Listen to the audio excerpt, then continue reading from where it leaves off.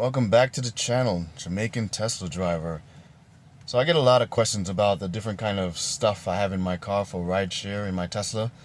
And because I do a lot of research to find what works best for me, I thought maybe I can save people the other time by making a little video about it and sharing that with you guys.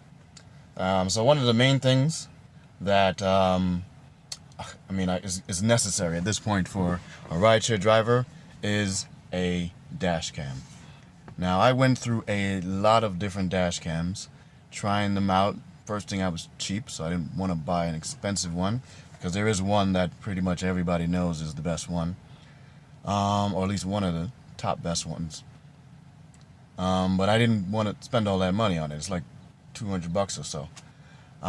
So I went through a bunch of ones, but it turns out there was just no way around it, because for a dash cam, as a rideshare driver, you need something that looks out your window, and something that looks inside your car, including at night. Now, for me, looking out my car, not a big deal. Teslas have a camera system that allows us to record videos from it to our car, so we have a built-in external dash camera ready. However, looking into the car, the camera inside is not activated yet, so the only way we can do that is with a separate camera. And that separate camera needs to have a way to see in the dark. And, well, unfortunately, I couldn't get a camera that could see in the dark very well until I found this one, the Vantrue N2 Pro. So this is widely regarded as one of the best, and that is primarily because of those right there. So that is the internal camera. This is a dual camera dash cam. So this records on the outside. It sits up on the top there, records on the outside, and this camera records the inside. Those four little semicircles around there, spheres around there, are infrared lights, and that is what allows it to see in the dark. So what you get in the dark is kind of a black and white picture, but that's kind of a light, looks like it's shining in a black and white picture. And if you've ever seen in the movies like, I don't know, the Blair Witch Project, when they're shooting at night and they have that green infrared thing, this is like that, but it's a white infrared color. This is actually the screen that you use to actually, watch the video over. That's one way you can do it, or you can connect there's an old school USB mini to anything and then download the video that way. It turns out this actually runs, the system on this is a version of Android. So once you connect to it, you'll see that it has some similar file layouts as an Android phone. But this thing is badass. It records beautiful video, the best I have seen in any of the dash cams I've tested, and in any of the reviews I've seen. This usually comes out as the best or one of the two best there.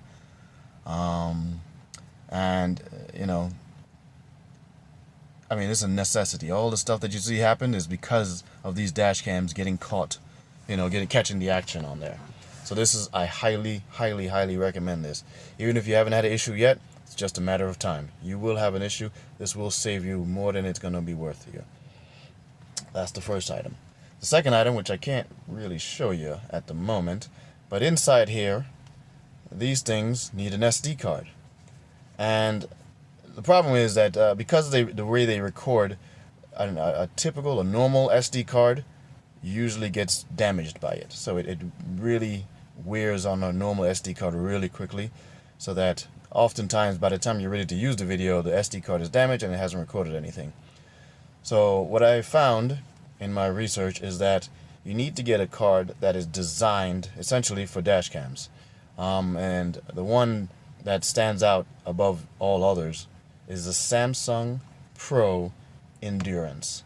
The biggest one I found was 128 gigabytes, and that's good for a day of driving, at least for me, if you do 8 to 12 hours a day. And that Endurance allows it to record, repeatedly record over and over and over itself without dying on you, without getting corrupt, which is most common issue. Now, most times when a SD card gets corrupt, you can fix it, but like I said, if you needed that video, it is gone. So these Endurance cards, there's not a lot of them. I think I only know two really. that can stand up to the test of dash cams recording. But the one I really recommend is the Samsung Pro Endurance 128 gigabytes, or bigger if they make a bigger one by now. Now, what I'll do actually is I'll put a link here because I buy these all from Amazon, and I thought it was a good idea to create like a little Amazon affiliate program on the channel so that it can help me make better quality videos, because right now I'm using my cell phone to record these things, and so I can bring more stuff to you guys. So that's that item there. The third item, which is pretty much a necessity now too, is a charger for everybody's phones, because everybody wants to charge their phones.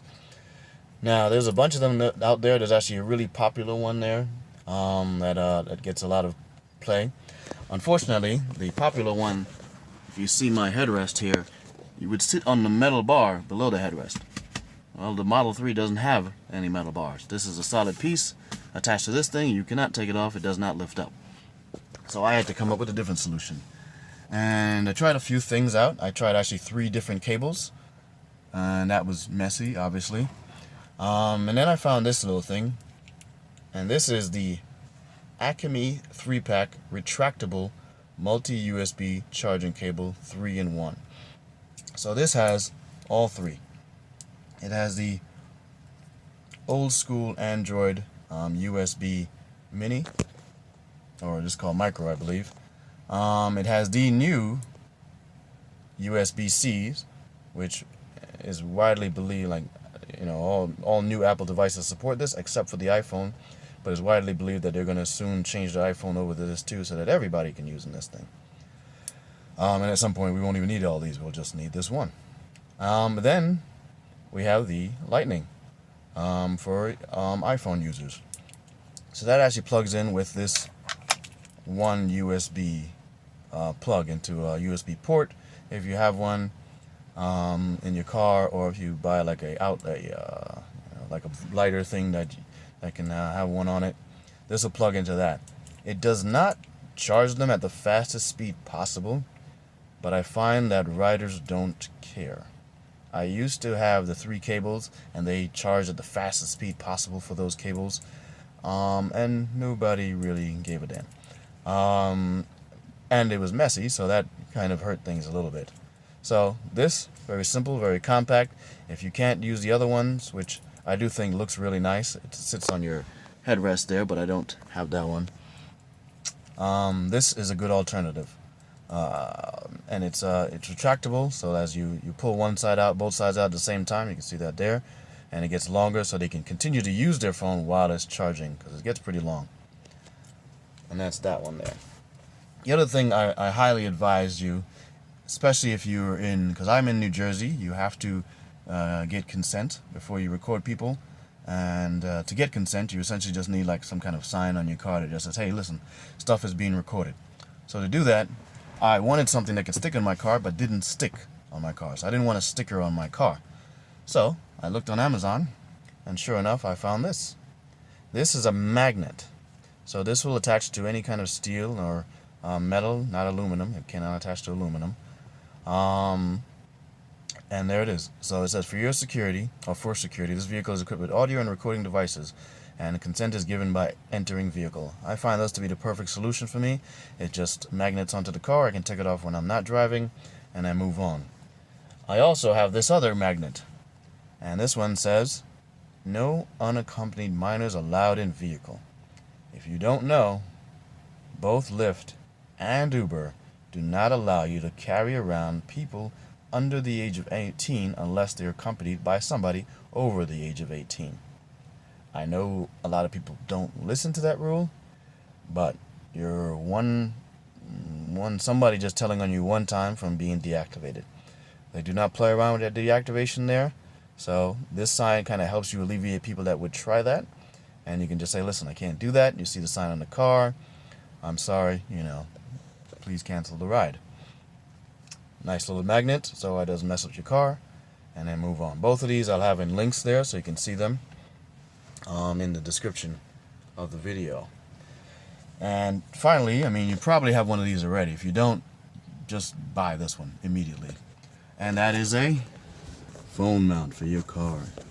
So there's all kinds of different ones. Now for the Tesla Model 3, this long strip here that goes across the entire length of my car is my air vent. It is one long piece, and typical air vent chargers can't fit in there. I don't usually like typical air vent chargers because they're too weak to hold up my larger phones. But this, I bought several of these as I've broken them through my own fault, no fault of the device itself so far. This is the iAudi Easy One Touch 4. This has been amazing. I have another one that I use in case of backup, but this one is the best one to me. It is really sturdy. It never had fallen off ever for me. These screw allows it to extend forward and backwards, so you can bring it forward as far as you want. You can rotate really easily. You tighten it so it doesn't, rotate around, too easily. Back there, it's very easy to handle. I have had over a dozen different car mounts throughout my years of driving, and this one has proven the best. This is the only one I've actually gone back and said I'm going to buy another one of it because there is nothing better yet. And what makes it so good is that when you take a phone, let's see if I have something to put in here. There we go. Get my other phone over here. You just kind of slip it in there, and then as you lean it back, it clips on, and it does not move. And that is a beautiful thing. Then you take it out, you just grab the side. There's two buttons here, press them in, and it comes out really easy. That is what made it the best one for me. Easy to go in and easy to come out. Because some of the other ones, they're a little slower, they get aged badly over time, but this one has been spot on. Again, the iAudi Easy One Touch 4. Now I got a couple of other items I'll bring maybe in another video, but I think these are the core items you should definitely have in your car. There are some other items that are necessary for certain types of driving, such as if you drive late at night and pick up a lot of people coming from parties and such. But I think I'll put that in a different video just to keep this one from getting too long. Anyway, guys, if you like this, please subscribe and thumbs up, and I will see you in the next one. Take care.